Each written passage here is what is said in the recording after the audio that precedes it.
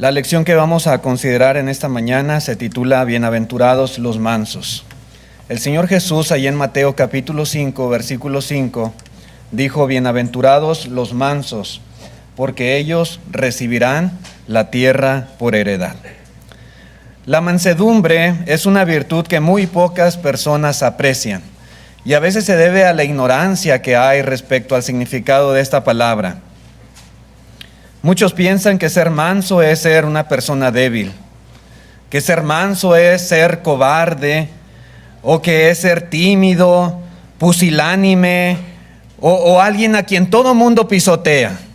Y dice: no, yo no quiero ser manso. Pero Cristo dice: bienaventurados los mansos.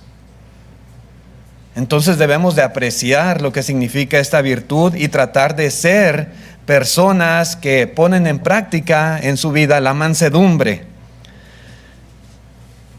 Muchos piensan, hermanos, que es mejor ser una persona agresiva, que ser un hombre arrollador, impetuoso, impositor, dominante, inclusive a veces ser tirano.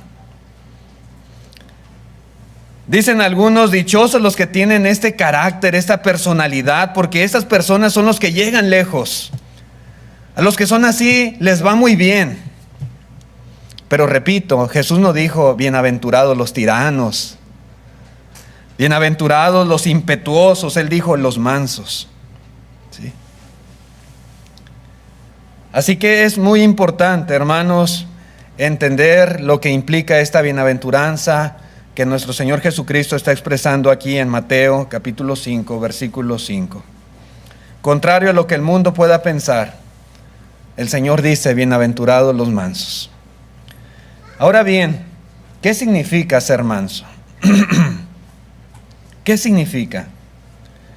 Si vamos a la palabra original griega que se utilizó aquí, ¿verdad? En la traducción que nosotros tenemos, manso viene de la palabra praus,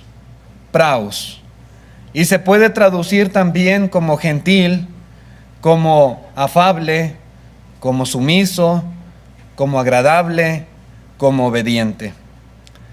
Sin embargo, hermanos, aunque en nuestro idioma, en el castellano, estas palabras o estos sinónimos pudieran implicar algo de debilidad, la realidad es que en la palabra original griega no denota en absoluto nada de debilidad.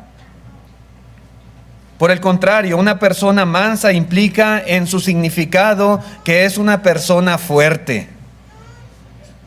¿Sí? Por ejemplo, hermanos, los griegos esta misma palabra praus la usaban para hacer referencia a la domesticación de animales. ¿Sí? Por ejemplo, los caballos salvajes, cuando son domesticados para que las personas las puedan utilizar para montarlos o para realizar ciertos trabajos, bueno, es esta misma palabra, praus, la que se utiliza.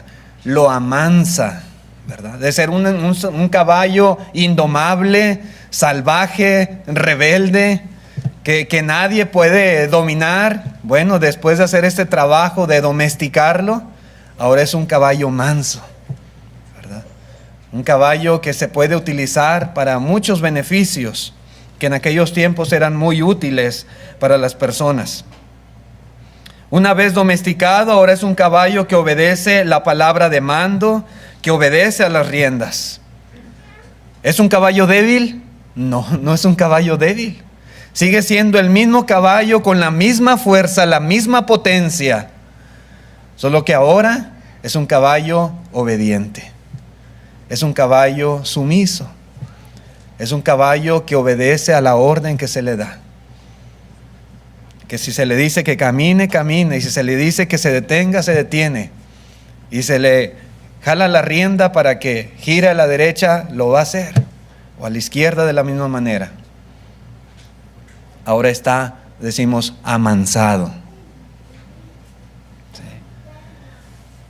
Ahora es un caballo que puede ser controlado. Es un caballo que se somete a la voluntad de su amo en vez de hacer su propia voluntad. ¿Sí? Para que nos demos una idea, hermanos, de lo que implica el concepto manso. En ese sentido, hermanos, la mansedumbre puede considerarse como poder, pero bajo control. ¿Sí? Poder bajo control. De la misma manera, hermanos, una persona mansa es capaz de someter su voluntad, de sacrificar sus deseos para lograr lo que es mejor para los demás. Así es una persona mansa.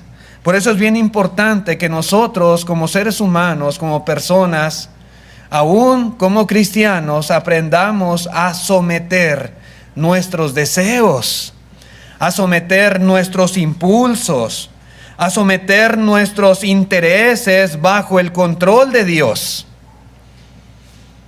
Que cuando Dios nos jale las riendas, nosotros nos sometamos a su voluntad.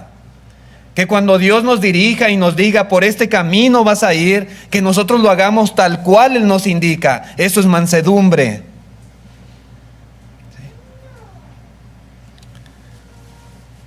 Es que en servirle a Dios, hermanos, encontraremos la verdadera libertad.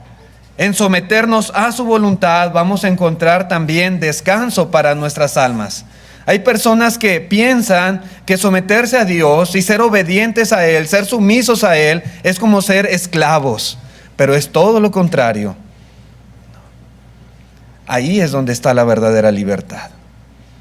Al no someternos a Dios somos esclavos porque vivimos sometidos al pecado. Somos esclavos del pecado. La mansedumbre es un fruto del Espíritu. Dice la Escritura ahí en Gálatas 5:22. Mas el fruto del Espíritu es amor, gozo, paz, paciencia, benignidad, bondad, fe, mansedumbre, templanza. Contra tales cosas no hay ley. ¿Sí? ¿No? La mansedumbre es una característica de los hijos de Dios, de los cristianos. El mismo Señor Jesucristo dice: aprended de mí, que soy manso y humilde de corazón, y hallaréis descanso para vuestras almas. Así como era el Señor Jesucristo, de la misma manera debemos de ser nosotros. Tenemos que tener el mismo sentir que hubo en Cristo Jesús. Y si Él fue manso, debemos de aprender a ser mansos. Él se sometió completamente a la voluntad de su Padre, y así debemos de ser cada uno de nosotros. ¿Cómo ser mansos en la práctica, mis hermanos? Bueno, precisamente esto que les estoy diciendo, sometiéndonos a los mandamientos de Dios. Ahí se demuestra la mansedumbre. Santiago, en el capítulo 1, versículo 21, dice: por lo cual, desechando toda inmundicia y abundancia de malicia, recibid con mansedumbre. Note usted, no simplemente dice recibid, no, recibid con mansedumbre la palabra implantada, la cual puede salvar vuestras almas. Pero sed hacedores de la palabra, y no tan solamente oidores, engañándoos a vosotros mismos. Una cosa es recibir y otra cosa es recibir con mansedumbre. Y es que la palabra, hermanos, de la cual habla Santiago no es palabra de hombres, no es palabra, hermanos, que uno haya inventado, es la palabra de Dios a la que él hace referencia. Y cuando Dios habla, nosotros debemos de ser mansos. Y cuando Dios expresa su palabra, su voluntad, sus mandamientos hacia el ser humano, tenemos con mansedumbre que recibir la palabra. Y el contexto explica lo que implica la mansedumbre. Implica que no solamente vamos a oír, implica que vamos a hacer lo que Dios nos está hablando. Implica que vamos a ser obedientes, que vamos a ser sumisos a su voluntad. ¿Sí? La palabra de Dios, hermanos, no es para simplemente estudiarla de una forma académica. Esto no es la escuelita, ¿verdad? Como los muchachos van, se sientan, escuchan. No es así simplemente. No. La palabra de Dios, cuando la escuchamos, necesitamos que nos impacte, que nos transforme, que nos corrija, que nos perfeccione, que nos prepare para toda clase de buena obra. Y así debemos de escucharla. ¿Sí? Y esto solamente es posible cuando nosotros somos mansos, cuando ponemos en práctica esta virtud, cuando escuchamos con un espíritu dócil, cuando somos humildes, cuando somos receptivos. Esta es la única forma, hermanos, en que podemos recibir el máximo beneficio, el máximo provecho de la palabra de Dios. Si recibimos con mansedumbre la palabra implantada. ¿Sí? Es la única forma de poder ser hacedores y no solamente oidores. Una persona mansa piensa, ¿qué quiere Dios de mí? ¿Sí? ¿Qué quiere el Señor de mí? Piensa, ¿voy por el camino correcto según Dios? Se preocupa por ello. No se preocupa por seguir su propio camino, por hacer lo que Él quiere, lo que se le da la gana, lo que se le place, sino lo que Dios desea de mí, lo que Él quiere que yo haga. Ir por el camino que Él espera que yo vaya. ¿Cómo puedo aplicar sus mandamientos en mi vida? ¿Cómo lo hago? Y ese es su pesar, su preocupación, su deseo. Y busca cómo agradar a Dios, ¿verdad? En su misión a Él. Esto es mansedumbre. ¿Sí? Las personas mansas entienden que los caminos de Dios son muchos mejores que los nuestros. Consideran cuidadosamente la voluntad de Dios por encima de su propia voluntad. Las personas mansas examinan cada acto, cada palabra, cada pensamiento para asegurarse que sean del agrado de Dios. Eso es mansedumbre. En la práctica, hermanos, así es como se lleva a cabo, como se pone por obra esta virtud. Gálatas capítulo 2, en el versículo 20, el apóstol Pablo, aunque no utiliza la palabra, refleja el significado de lo que es la mansedumbre. Él dice, con Cristo estoy juntamente crucificado y ya no vivo yo, mas vive Cristo en mí. Y lo que ahora vivo en la carne, lo vivo en la fe del Hijo de Dios, el cual me amó y se entregó a sí mismo por mí. Esto es mansedumbre. ¿Sí? Ya no me preocupo por hacer mi voluntad, vivir como yo quiera, no. ¿Cómo quiere Dios? ¿Cómo quiere Cristo que yo viva? Así como si Cristo estuviera viviendo en mí, así voy a vivir. ¿Cristo lo haría? ¿Cristo diría tal cosa? ¿Cristo pensaría así como yo pienso? No. Entonces yo no debo de pensar así. Si Cristo haría esto, ok, yo también lo voy a hacer.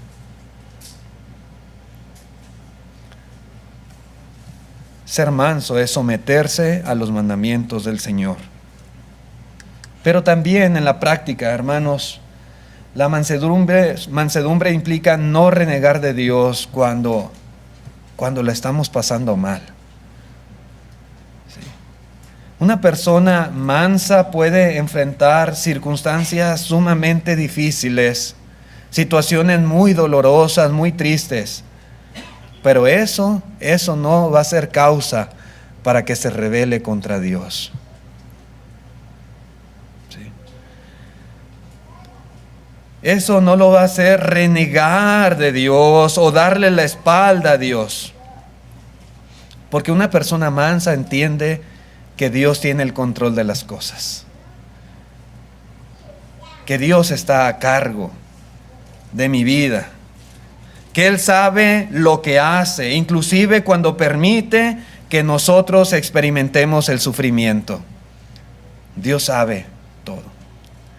Los pensamientos de Dios son mucho más altos que mis pensamientos, así como lo son el cielo más alto que la tierra. La persona mansa piensa así. Una persona mansa reacciona como Job ante las circunstancias difíciles. Allá en Job capítulo 1 versículo 20, Dice, entonces Job se levantó y rasgó su manto y rasuró su cabeza y se postró en tierra y adoró y dijo, desnudo salí del vientre de mi madre y desnudo volveré allá. Jehová dio y Jehová quitó, sea el nombre de Jehová bendito. En todo esto no pecó Job, ni atribuyó a Dios despropósito alguno. Ustedes recuerdan la historia de Job. Era un hombre inmensamente rico. Dios lo había bendecido, pero era un varón bueno, era temeroso de Dios, era apartado del mal. Un varón perfecto, dice la Escritura.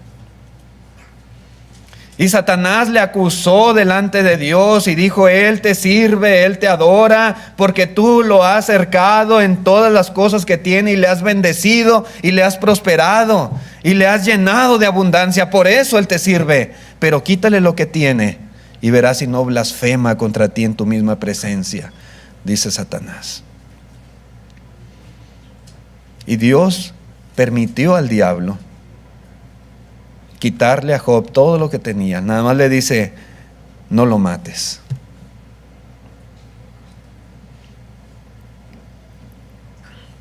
Y dice la Escritura que estaban sus bueyes arando allá en el campo y sus asnas estaban paciendo. Y dice la Escritura que vinieron los sabeos.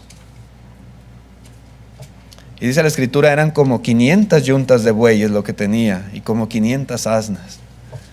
Y vienen los sabeos y matan a todos los siervos de Job y se llevan los bueyes y se llevan las asnas. Y cuando se le está dando esta noticia a Job, dice que no había terminado de hablar cuando viene otro siervo y le dice, sus rebaños, las ovejas estaban allá en el campo y cayó fuego del cielo y las mató a todas. Y a todos los pastores también. Solamente escapé yo para darte la noticia. Y tenía como 7,000 ovejas, Job. Y todavía no terminaba de hablar este siervo cuando viene otro siervo. Viene otro para darle otra triste noticia. Y dice, los caldeos hicieron 3 escuadrones. Y vinieron y mataron a todos los siervos y se llevaron a los camellos. Y tenía como 3,000 camellos, Job. Y todavía no terminaba de hablar cuando viene otro y le da otra terrible noticia. Dice, tus hijos estaban en casa de tu hijo, el primogénito. Estaban comiendo, bebiendo, cuando vino un fuerte viento que dio contra las 4 esquinas de la casa y la derribó y cayó sobre tus hijos y todos tus hijos murieron. 7 varones y 3 mujeres. Y por eso dice estas palabras Job. Después de haber experimentado, hermanos, la pérdida de todos los bienes que tenía y peor aún de sus hijos, Jehová dio, Jehová quitó, sea el nombre de Jehová bendito. Las palabras de este hombre llamado Job. El diablo estaba confiado en que Job blasfemaría el nombre de Dios, que renegaría de Dios, que le daría la espalda a Dios, pero él demostró lo contrario. Job demostró, hermanos, que aunque había perdido todas las cosas que tenía y aún a su familia, su fe en Dios no la había perdido, y que si él servía a Dios, no lo servía por las cosas materiales que había recibido de él, sino por lo que Dios era. Y así debemos de ser nosotros. Servimos a Dios, hermanos, porque Él es el Dios verdadero, el Dios vivo, como dice el apóstol Pablo, el único, el todopoderoso. No servimos a Dios nada más porque nos bendice. Y el día que Dios me quite el trabajo, o el día que Dios permita que yo sufra alguna pérdida, entonces le voy a dar la espalda y voy a renegar contra Dios y voy a maldecir a Dios. No, por supuesto que no. Una persona mansa jamás haría tal cosa.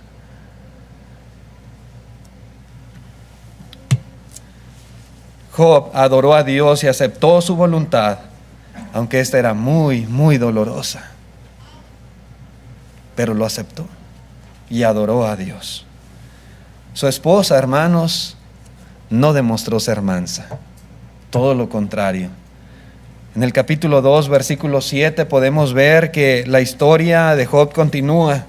Y este hombre de Dios no solamente perdió a sus hijos y todas sus posesiones materiales y se mantuvo íntegro, sino que después de esto, Satanás le dice a Dios, piel por piel, todo lo que el hombre tuviere tendrá, todo lo que el hombre tuviese dará por su vida. Y dice la Escritura que le hirió con una sarna maligna desde la planta de los pies hasta la coronilla. Y dice en el versículo 7, entonces salió Satanás de la presencia de Jehová e hirió a Job con una sarna maligna desde la planta del pie hasta la coronilla de la cabeza. Y tomaba Job un tiesto para rascarse con él y estaba sentado en medio de ceniza. Entonces le dijo su mujer, ¿aún retienes tu integridad? Maldice a Dios y muérete. Sí, ella no estaba dispuesta a sufrir o a soportar lo que estaban viviendo, no. ¿Todavía crees en Dios? ¿Todavía tienes algún temor, algún respeto de Dios? Le dice su mujer. Maldícelo y muérete. Verso 10. Y él le dijo, como suele hablar cualquiera de las mujeres fatuas has hablado. ¿Qué? ¿Recibiremos de Dios el bien y el mal no lo recibiremos? En todo esto no pecó Job con sus labios. A veces solamente queremos las cosas buenas. Sí. Y queremos que Dios nos llene de abundancia, de prosperidad, de riquezas, que jamás suframos nada absolutamente.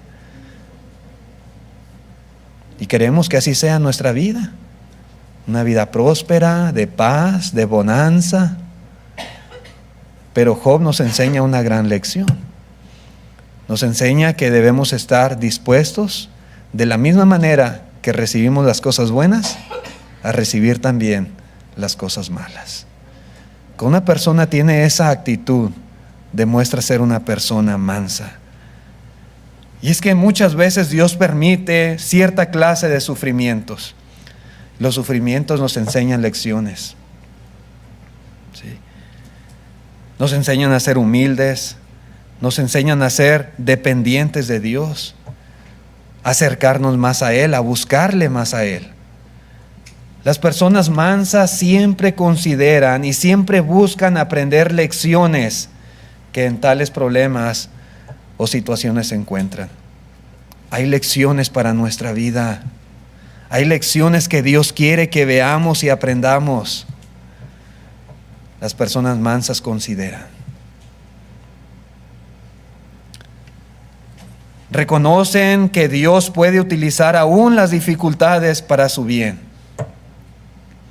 Y se van a someter a Dios sin rebelarse, sin renegar. En la carta a los Hebreos, capítulo 12, versículo 3, dice, considerad aquel que sufrió tal contradicción de pecadores contra sí mismo, para que vuestro ánimo no se canse hasta desmayar. Cuando usted esté pasando situaciones difíciles, acuérdese que Cristo sufrió más por nosotros. Y dice el verso 4, porque aún no habéis resistido hasta la sangre, combatiendo contra el pecado. Muchos hermanos en el primer siglo tuvieron que dar su vida por causa de Cristo, para defender su fe. Fueron encarcelados y muchos de ellos fueron ejecutados, decapitados, muertos a filo de espada, quemados en la hoguera, echados a las fieras, fueron destrozados. Muchos vieron a sus familiares morir por causa de su cristianismo. Y dice aquí el escritor a los Hebreos, ustedes todavía no han resistido hasta la sangre, combatiendo contra el pecado. Y habéis ya olvidado la exhortación que como a hijos se os dirige diciendo: hijo mío, no menospreciéis la disciplina del Señor, ni desmayes cuando eres reprendido por Él, porque el Señor al que ama, disciplina y azota a todo aquel que recibe por hijo. ¿Cuántas veces nosotros no hemos disciplinado a nuestros propios hijos? ¿Y por qué lo hacemos? ¿Simplemente para hacerles la vida imposible? ¿Simplemente para hacerlos sufrir? No. Hay un propósito siempre detrás. Porque les amamos, porque queremos que les vaya bien, porque queremos que el día de mañana no sufran las consecuencias de ser rebeldes, de ser desobedientes, de seguir un camino incorrecto. Pero la disciplina es un acto de amor. Un bastardo es aquel al que su padre olvida y deja, ¿verdad?, al abandono, que no se preocupa por él. Pero Dios, hermanos, no nos considera bastardos, sino hijos. Y dice aquí, ¿qué hijo es aquel a que su padre no disciplina? Así que cuando estas cosas sucedan, hermanos, simplemente con mansedumbre tenemos que aceptar la voluntad del Señor. La persona mansa considera la disciplina de Dios como un acto de amor, como un acto que es para su bien, y al hacerlo renueva su ánimo, renueva sus esfuerzos para andar derechamente en corazón, en mente, delante de Dios. La disciplina, hermanos, si nosotros la aceptamos de buena voluntad, considerando, ¿verdad?, que Dios tiene propósitos y que hay enseñanza ahí para nosotros, va a ser sumamente útil y nos va a ayudar a andar rectamente en los caminos del Señor. Pero otra cosa, hermanos, de cómo poner la mansedumbre en la práctica es oponiéndonos al error y al pecado. Las personas mansas, hermanos, hacen esto. Hay quienes piensan que oponerse a lo que la Biblia llama pecado o que oponerse al error doctrinal no es ser manso. ¿Sí? Inclusive a los tales se les llama a veces intolerantes. ¿Sí? O se les llama egoístas, o se les llama antis, o criminales de odio. Cuidado y usted diga algo malo de las personas que practican el pecado, porque entonces lo tachan, lo califican de una persona agresiva, de una persona mala, perversa. Sí. Sin embargo, hermanos, la mansedumbre no está peleada con la oposición a lo que es malo. El hecho de que yo sea manso no quiere decir que nunca voy a decir nada en contra del pecado, que nunca voy a reprobar una mala actitud, que nunca voy a señalar al que hace lo malo. Eso no quiere decir que manso es ser de esa forma. No. Moisés, hermano, dice la Escritura que era el hombre más manso sobre la tierra y nunca reprendió al pueblo de Israel. Nunca lo hizo. Nunca señaló sus errores. Nunca les habló fuerte. Nunca fue duro con ellos. Sí lo fue. Cuando sus acciones así lo ameritaban, él lo fue, a pesar de ser manso. Allá en el libro de Éxodo, capítulo 32, verso 19, dice, y aconteció que cuando él llegó al campamento y vio el becerro y las danzas, ardió la ira de Moisés y arrojó las tablas de sus manos y las quebró al pie del monte. Y tomó el becerro que habían hecho y lo quemó en el fuego y lo molió hasta reducirlo a polvo, que esparció sobre las aguas y lo dio a beber a los hijos de Israel. Ahí está su becerro, bébanlo. Él se molestó grandemente contra el pueblo.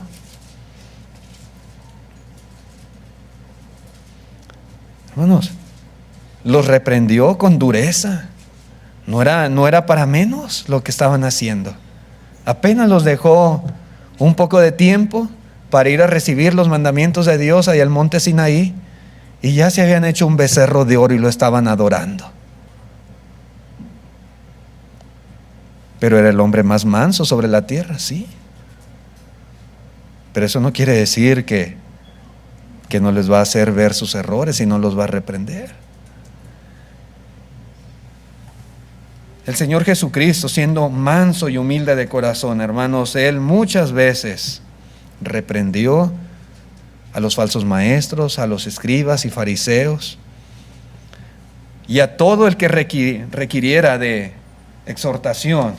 Ahí en Mateo 15, verso 5, dice: pero vosotros decís, cualquiera que diga a su padre o a su madre, es mi ofrenda a Dios, todo aquello con que pudiera ayudarte, ya no ha de honrar a su padre o a su madre. Así habéis invalidado el mandamiento de Dios por vuestra tradición. Hipócritas, bien profetizó de vosotros Isaías cuando dijo: este pueblo de labios me honra, mas su corazón está lejos de mí, pues en vano me honran, enseñando como doctrinas mandamientos de hombres. El Señor les decía: hipócritas. Sí. Lo que ustedes enseñan son tradiciones, son doctrinas de hombres. Ustedes en vano honran a Dios. Y los discípulos van y le dicen: Señor, ¿sabes que los fariseos se ofendieron con esas palabras que tú les dijiste? Que se ofendan. El Señor tenía que decirlo. Pero Él es manso. Sí, los mansos dicen las cosas también. Claro que sí. En otra ocasión el Señor Jesucristo entró al templo y vio los animales, vio los cambistas. Y el Señor se molestó tremendamente, porque parecía un mercado la casa de Dios. Y volcó las mesas, hizo un látigo y empezó a sacar a los animales. Y les dice: ustedes habéis hecho de la casa de mi padre una cueva de ladrones. El Señor se indignó y se molestó. No se quedó callado, no se hizo de la vista gorda, no se hizo como si nada pasara. No, Él les dijo y los reprendió una y otra vez. La mansedumbre implica oponerse muchas veces al error y al pecado. En Gálatas capítulo 6, versículo 1 dice: hermanos, si alguno fuere sorprendido en alguna falta, vosotros que sois espirituales, restauradle con espíritu de mansedumbre, considerándote a ti mismo, no sea que tú también seas tentado. Hermanos, ¿implica la mansedumbre quedarnos callados cuando alguien es sorprendido en alguna falta? No es que yo soy manso, yo no puedo decirle nada. ¿Quién dijo eso? ¿Es lo que dice la Escritura? No. Por el contrario, implica hacerle ver su error, implica tratar de restaurarle. En la segunda carta a Timoteo capítulo 2 verso 24 dice: porque el siervo del Señor no debe ser contencioso, no, sino amable para con todos, apto para enseñar, sufrido, y dice que con mansedumbre corrija a los que se oponen, por si quizá Dios les conceda que se arrepientan para conocer la verdad y escapen del lazo del diablo en que están cautivos a voluntad de él. Si no lo corrijo, ¿cómo va a escapar del lazo del diablo? Lo tiene bien enredado el diablo, bien atado, bien sujetado. ¿Cómo él puede escapar de ese lazo? Se requiere de nuestro trabajo, de nuestra exhortación, de nuestra amonestación, ¿sí? de nuestro trabajo, ¿verdad?, en corregir. Hermanos, ser mansos no significa que no vamos a hacer ese trabajo, al contrario, implica que lo haremos, porque somos mansos. ¿Sí?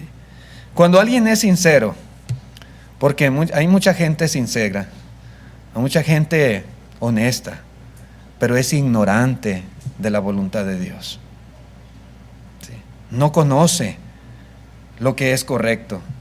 Bueno, la mansedumbre implica tener paciencia al hablarle, porque no sabe esa persona. Sí hace lo malo, pero no sabe, vive en su ignorancia. Bueno, hay que ser paciente con él, hay que hablarle, hay que explicarle, hay que exhortarle, ¿verdad?, con esa paciencia. Implica muchas veces usar un tono suave de voz, ser amable en nuestro trato, ¿sí?, con mansedumbre. Por otro lado, cuando la gente es consciente de las cosas y sabe que aquello es malo, sabe que no es correcto, pero deliberadamente lo hace, la mansedumbre nos debe llevar a hacer reprimendas contundentes, a ser fuertes al exhortar, a amonestar con firmeza, como lo hizo el Señor Jesucristo o como lo hizo Moisés, aún siendo mansos. Hacer con mansedumbre las cosas no quiere decir que todo el tiempo vamos a ser suavecitos, ¿verdad? Y amables y con mucho tacto. No, a veces implica ser fuertes también, dependiendo de las circunstancias y de las personas a quienes se ha de amonestar. Lo importante, hermanos, es que sea quien sea la persona, se le amoneste con mansedumbre.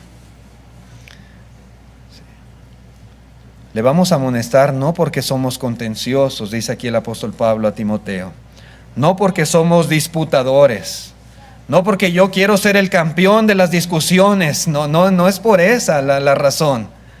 No porque yo quiero demostrar que yo soy el más santo, el más perfecto, el más inteligente, el que sé más. No porque yo quiero ganar el honor o el aplauso de las personas, no es por eso. Debemos amonestar, debemos oponernos al error, oponernos al pecado. Primeramente por nuestra sumisión a Dios, porque Dios nos manda, nos ordena que lo hagamos.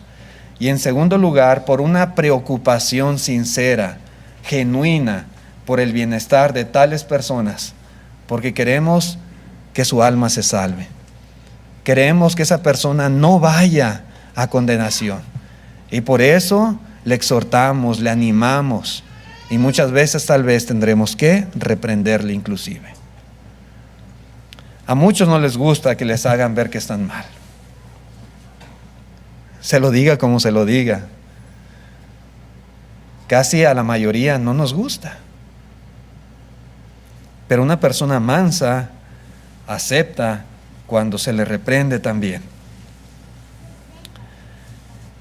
En Santiago capítulo 5, versículo 19 dice: hermanos, si alguno de entre vosotros se ha extraviado de la verdad y alguno le hace volver, sepa que el que haga volver al pecador del error de su camino, salvará de muerte un alma y cubrirá multitud de pecados. Por eso hay que hacer el trabajo.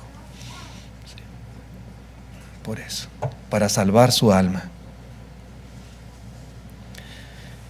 ¿Cuál es la bendición de los pobres en espíritu? Según el Señor Jesús, en Mateo 5:5, dice: porque ellos recibirán la tierra por heredad. Esta frase, hermanos, recibir la tierra por heredad, es muy común en el lenguaje del Antiguo Testamento. Originalmente hacía referencia a la promesa de Dios de que el pueblo de Israel moraría en la tierra de Canaán. Desde allá, desde Abraham, Dios les había prometido una tierra para ellos, una tierra fértil, una tierra próspera que producía leche y miel. Sí. Y esa promesa, hermanos, llegó a ser la gran motivación para los israelitas. Pero es muy importante, hermanos, entender que esta promesa no se refiere a que vamos a vivir para siempre en un paraíso terrenal, como algunos lo hacen de ver y explican de esta manera la bienaventuranza. Esta tierra, dice el apóstol Pedro, y las obras que en ella hay, capítulo 3 de la segunda carta, dice: serán quemadas. Todo. La tierra y las obras que en ella hay serán deshechas. Todo esto va a perecer. Así que, hermanos, debemos entender, no se refiere a que nos vamos a quedar a vivir para siempre en esta tierra y que va a ser una tierra renovada, así como una ropa remendada. No es así. Es una interpretación absurda, hermanos, esta que se hace. Jesús, por ejemplo, jamás abogó por una esperanza terrenal en ninguna de sus enseñanzas. Nunca. Ni los apóstoles mismos, hermanos, jamás abogaron por una esperanza así. Es importante, hermanos, reconocer que la naturaleza de las promesas que hace Cristo, en cada una de estas 8 bienaventuranzas son espirituales. La naturaleza de las promesas es espiritual, no es material, no es terrenal. ¿A qué se refiere, hermanos, la promesa del Señor Jesucristo en el sentido de que los mansos recibirán la tierra por heredad? El Señor Jesucristo está utilizando las palabras del salmista David, allá en el capítulo 37 de Salmos. Hermanos, vamos a Salmos, capítulo 37, versículo 11. Dice, pero los mansos heredarán la tierra y se recrearán con abundancia de paz. Y este Salmo 37 frecuentemente utiliza esta misma expresión de heredar la tierra. Yo creo, hermanos, que al entender la metáfora en este salmo, podremos entender también la metáfora de la tierra que utiliza el Señor Jesucristo en las bienaventuranzas.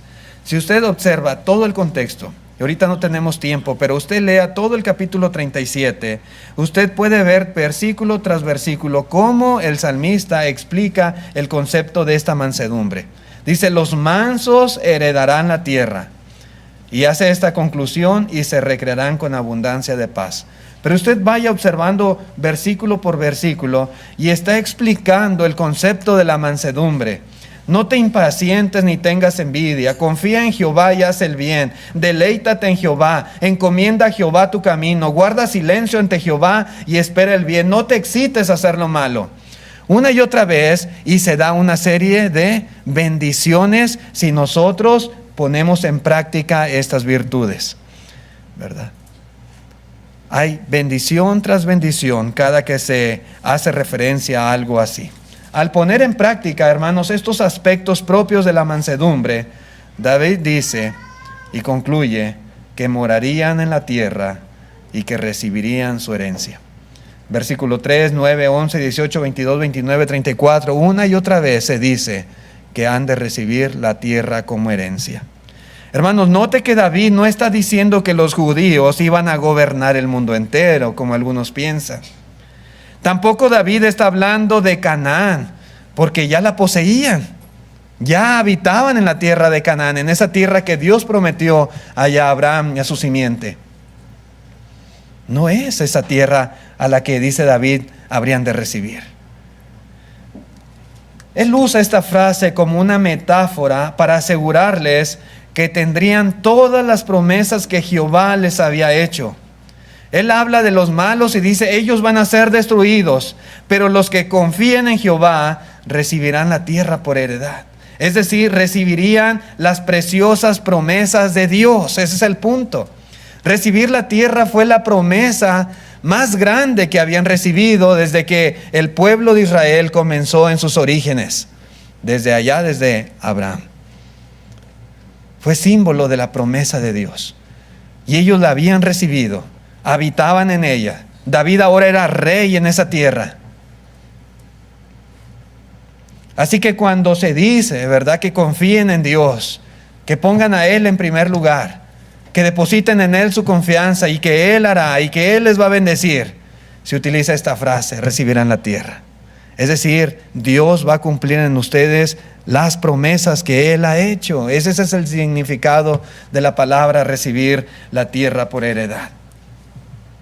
Y de la misma manera el Señor Jesucristo utilizó esta metáfora, la misma frase, la misma expresión, como una forma de asegurar a sus discípulos que disfrutarían de todas las bendiciones espirituales que Dios les había prometido. Hay bendiciones, hermanos, siempre en la vida cristiana. Bendiciones para esta vida y bendiciones para la vida venidera. Quienes son mansos, quienes confían en Dios con todo su corazón, quienes se someten a Él en obediencia, dándole honra y gloria en las buenas y en las malas, quienes ayudan a otros a convertirse de la misma manera al Señor, recibirán todas las promesas por medio de la palabra de Dios. Todas esas promesas que hemos recibido por medio de las Escrituras.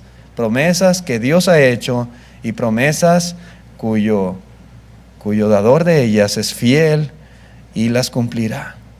Que podamos tener esa seguridad, esa certeza, es el punto del Señor Jesucristo, que el Señor cumplirá en ustedes todas y cada una de sus promesas. En Marcos 10:29 dijo el Señor: respondió Jesús y les dijo: de cierto os digo que no hay ninguno que haya dejado casa, o hermanos, o hermanas, o padre, o madre, o mujer, o hijos, o tierras por causa de mí y del Evangelio, que no reciba 100 veces más, ahora en este tiempo, casas, hermanos, hermanas, madres, hijos y tierras, con persecuciones, y en el siglo venidero, la vida eterna.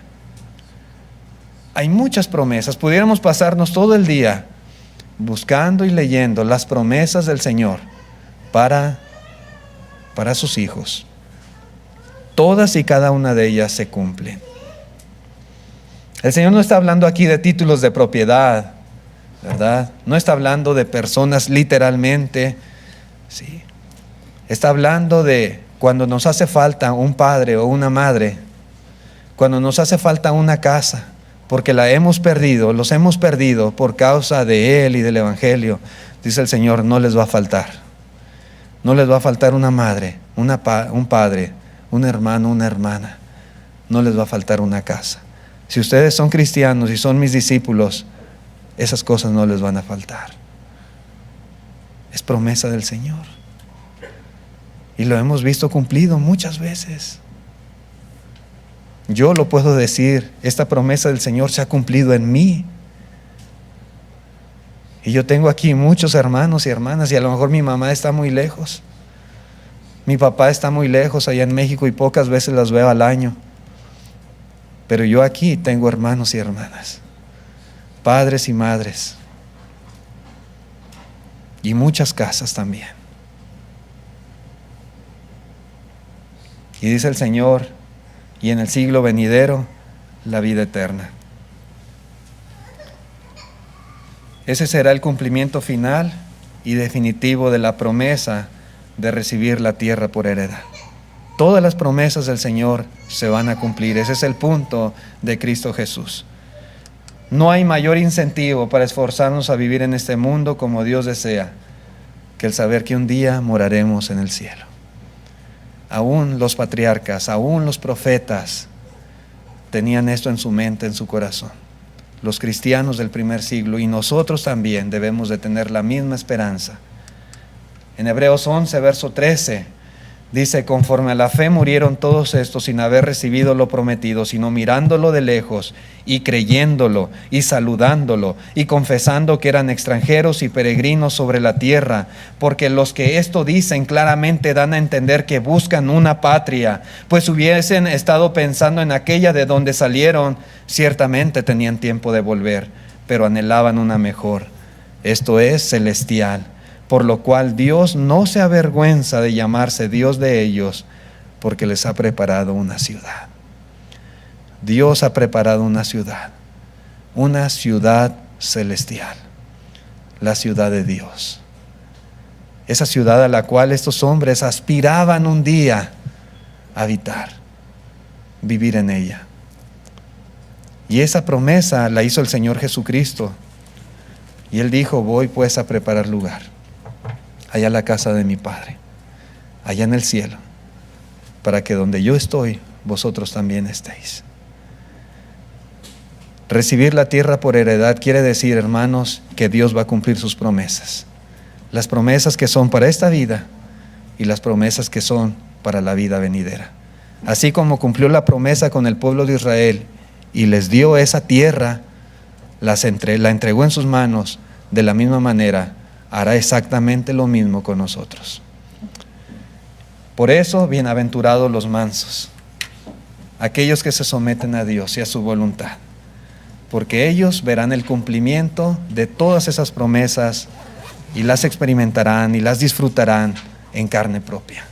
Dichosos, felices los que son mansos. Dios les bendiga, hermanos y amigos, puestos de pie los que puedan, por favor, para cantar el himno de invitación todos juntos.